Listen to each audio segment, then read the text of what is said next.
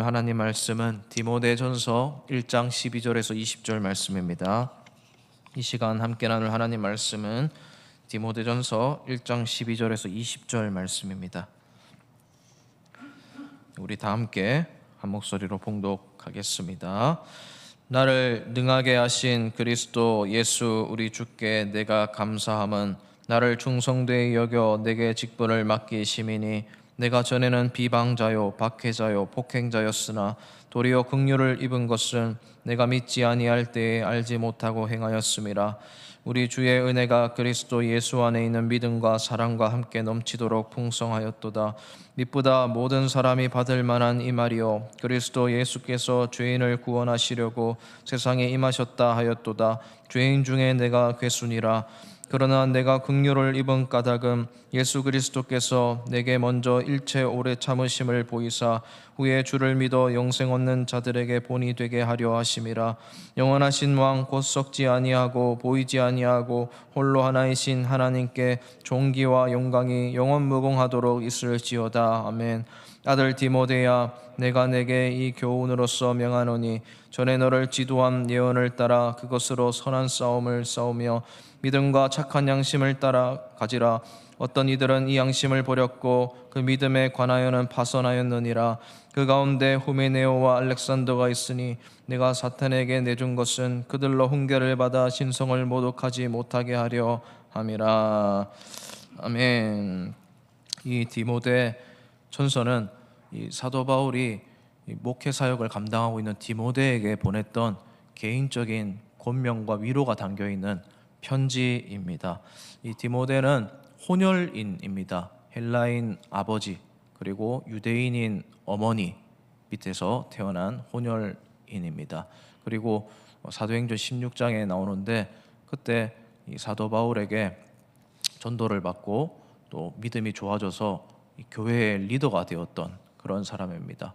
이 디모데의 어머니와 외조모의 이름이 성경에 나옵니다. 유니게 그리고 로이스, 이런 믿음의 가문 속에서 태어났던 이 디모데였던 것 같습니다.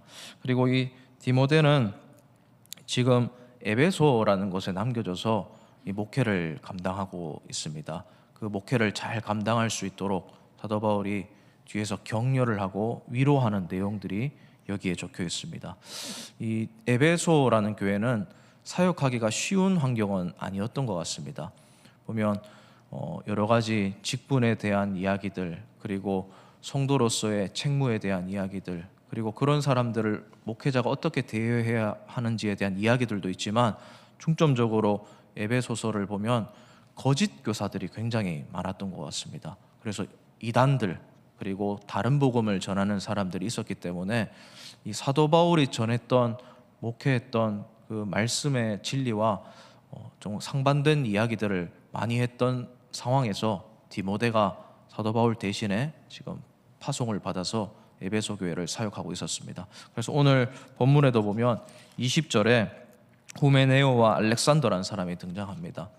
이 사람들은 따로 파선당했다라는 말을 통해서 봤을 때 교회에서 이미 파면을 당해서 쫓겨난 사람들로 보여집니다. 이 정도로 치열하게 다른 복음을 전하고 다른 교리를 가진 사람들과 내부적으로 갈등이 있었던 쉽지 않은 환경이었던 것 같습니다.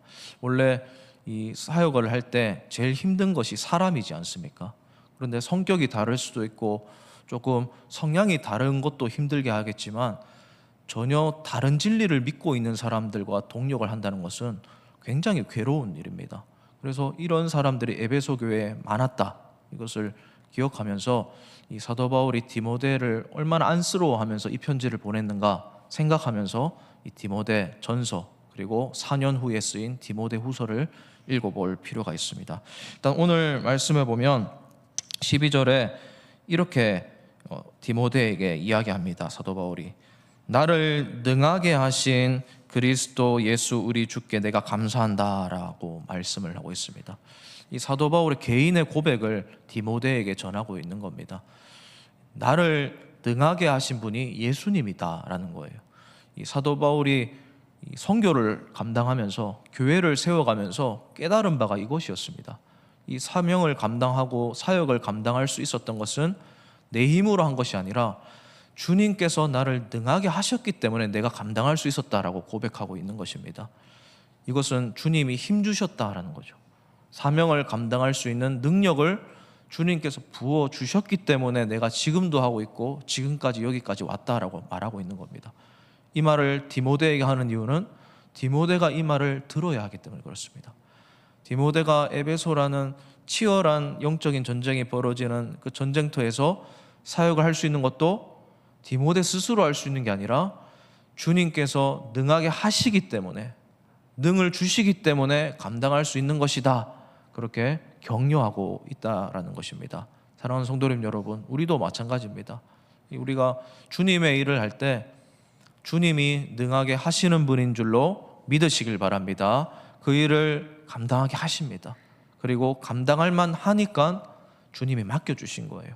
그리고 내가 힘들어하고 버거워하는 것 당연합니다. 원래 내가 못하기 때문에. 그런데 주님이 능하게 하십니다. 그 사실을 기억할 필요가 있습니다. 그리고 또 나를 충성되이 여기셔서 내게 직분을 맡기심이니 라고 말씀하고 있습니다. 여기서 이 직분이라는 말은 디아코니아라는 헬라어가 쓰였는데 봉사라는 뜻이 있습니다. 헌신하는 것, 즉 주님이 맡겨주신 일을 서비스하는 것을 말하는 겁니다. 주님이 맡겨주신 일을 은혜롭게 잘 감당하는 것, 그 사람을 말하는 것인데, 그러니까 그 직분을 맡겨주신 것이 뭐냐면 나를 충성되이 여기셨다라고 말을 하고 있습니다. 여겨, 이 말이 중요합니다. 원래 충성될 만한 믿음직한 사람이 아니었는데 주님이 여겨주신다는 거예요. 그래서 직분을 맡겨주신다는 거예요. 주님의 봉사와 헌신을 나에게 주신다는 거예요. 여러분, 우리가 교회 생활하면서 주님이 맡겨주신 직분을 감당해야 될 때가 있습니다. 부담스럽습니다. 참 내가 그것을 못할 것 같습니다. 버거울 것 같습니다. 그런데 진짜 주님 안에서 기도하면서 그 직분을 감당하고 계신 분은 이해하실 것입니다. 내가 원래 충성된 사람이 아니라 주님이 이렇게 여겨주셔서 맡겨주셨기 때문에 내가 이 일을 할 수 있구나, 이것을 기억할 필요가 있습니다. 내가 충성스러워서가 아니라 주님이 충성스럽게 여겨주셨다, 이 말이 무슨 말입니까? 앞으로 충성스러운 사람으로 주님이 인도해 주신다라는 사실입니다. 원래 충성된 사람이 아니지만 점점 충성스러운 사람으로 주님이 만들어주시는 게 직분의 자리입니다. 그래서 주님의 일을 많이 해볼 필요가 있습니다. 다양하게 해볼 필요가 있습니다. 그럴 때 나의 충성스러움이 점점 성장해 갑니다. 거기서 내 충성스러움이 점점 자라간다는 겁니다. 그래서 우리가 항상 충성된 일꾼이 되고 싶다는 게 우리 모든 그리스도인들의 소원 아니겠습니까? 여러분, 이 일꾼이라는 말도 성경에 참 많이 쓰이는데, 이 일꾼이라는 말은요, 원래 원어적인 의미로 보면 이 휘페레티스라는 단어가 사용됐는데 소리를 듣고 움직이는 사람을 말합니다. 이 노예들 보면 배 밑에서 제일 하층에서 노를 젓는 노예들을 빗대어서 하는 말인데, 위에서 막 휘파람을 혹은 뭐 신호를 주는 사람의 소리를 듣고 노예들이 배 밑에서 노를 젓습니다. 그 소리의 박자에 맞추어 노를 젓는 사람이 일꾼이란 단어예요. 그러니까 자기 마음대로 노를 젓고 막 방향을 결정하는 사람이 아니라 소리를 내어주는 사람의 리듬에 맞춰서 그 리듬에 맞게 일을 하고 노를 젓는 사람이 일꾼이라는 단어입니다. 그러니까 우리가 그리스도의 일꾼이라는 것은 주님의 박자와 리듬에 맞추는 사람들이라는 뜻이 있는 겁니다. 여러분, 그런 의미에서 주님이 소리를 내어주시는 분이라는 사실을 기억하시길 바랍니다. 내가 내 힘으로, 내 능력으로 해낸 것이 아닙니다. 내가 업적을 만들어낸 것이 아니라 주님의 소리에 맞추었을 뿐입니다. 그리고 주님이 그 소리를 내어주셨을 때 그 리듬에 맞추고 방향에 맞추어서 내가 노를 움직이면 되는 겁니다. 여러분, 그런 의미에서 충성스럽게 만들어주시는 분은 주님이라는 사실을 꼭 기억하시길 바랍니다. 그래서 직분을 받을 때, 어떤 사명을 받을 때, 사역을 임명받을 때 주님이 나를 충성스럽게 만들어 가시려고 정말 귀한 자리를 내어주시는 것이구나, 선물로 여길 필요가 있습니다. 그리고 주님이 감당할 수 있는 능력을 나한테 주실 것이구나, 2026년에 새로운 사역에 배치되신 우리 성도님들이 이 사실을 꼭 기억하셨으면 좋겠습니다. 감당할 수 있게 해주십니다. 그래서 그 직분을 끝까지 감당할 필요가 있습니다. 내 사명이 다하는 날까지 감당할 필요가 있습니다. 그래야 나의 충성스러움이 점점 자라가는 것입니다. 그리고 이것만이 아니라 사도 바울이 자기 자신의 간증을 계속 고백합니다. 내가 전에는 비방자요, 박해자요, 폭행자였다. 이런 일을 감당할 수 있는 충성스러운 사람이 아니었다라는 증거를 제시합니다. 내 과거를 봐라라고 하는 겁니다. 그런데 긍휼을 입었기 때문에, 내가 믿지 아니했을 때, 그렇게 했을 때 주님이 나를 긍휼히 여겨주셨기 때문에 내가 이 자리에 있는 것이다 라고 말을 하고 있는 겁니다. 그리고 14절에도 우리 주님의 은혜가 나에게 있었다 라고 말을 합니다. 은혜 때문에 내가 여기 있다는 거예요. 그러니까 사랑하는 성도님 여러분, 우리가 주님의 일을 감당할 때 은혜가 있다는 사실을 꼭 기억하시길 바랍니다. 여러분, 우리가 은혜 받고 싶지 않습니까? 은혜 받을 수 있는 비결은 주님이 맡겨주신 직분을 감당할 때 더 큰 은혜가 있다는 사실을 꼭 기억하시길 바랍니다. 은혜가 있으려면요, 주님의 사명을 감당해야 하는 것입니다. 충성스럽게 자라갈 때 은혜가 넘치는 거예요. 그리고 또 14절 뒷부분에 보면 예수 안에 있는 믿음과 사랑과 함께 넘치도록 풍성하였도다 라고 말씀하고 있습니다. 믿음이 더 많아지려면, 믿음이 더 깊어지려면 직분을 감당해야 됩니다. 주님 맡겨주신 일을 감당해야 되는 거예요.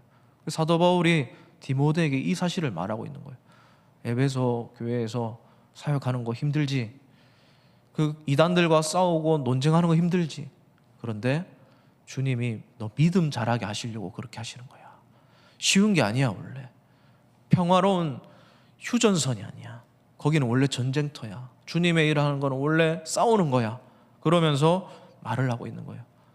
믿음이 좋아지고 사랑이 넘쳐나는 환경을 너가 선물로 받은 거니까 잘 감당해. 이렇게 사도 바울이 격려하고 있다라는 사실입니다. 그래서 오늘 본문에 보면 막 선한 싸움을 싸운다 그런 이야기들도 나오고 여러 가지 오래 참으라 이 사실도 말을 하고 있습니다. 여러분, 그렇습니다. 교회 일을 하는 것 외부에서 보면 평화롭지만 사실 내부적으로는, 내 내면적으로는 항상 여러 가지 갈등 속에 있다는 사실을 우리가 기억해야 됩니다. 그래서 이 선한 싸움을 싸우면서 선한 양심을 가지면서 또 믿음을 가지면서 충성스러움을 보이면서 또 주님이 주신 은혜로 이 사명을 잘 감당하면 주님께서 그 사람에게 충성된 일꾼이라고 칭찬해 주시는 것입니다. 사랑하는 성도님 여러분, 우리 모두가 2026년에 디모데 같은 귀한 사명자가 되어서 주님의 직분자 일꾼이 되어서 주님이 주시는 더 큰 은혜 누리시고 더 큰 믿음을 가지시고 그리고 더 사랑이 넘쳐나시는 그런 2026년이 되시기를 주님의 이름으로 진심으로 축복을 드립니다. 우리 오늘 말씀 생각하면서 함께 기도하시고 또 개인적인 기도 제목으로 기도하고 돌아가시도록 하겠습니다.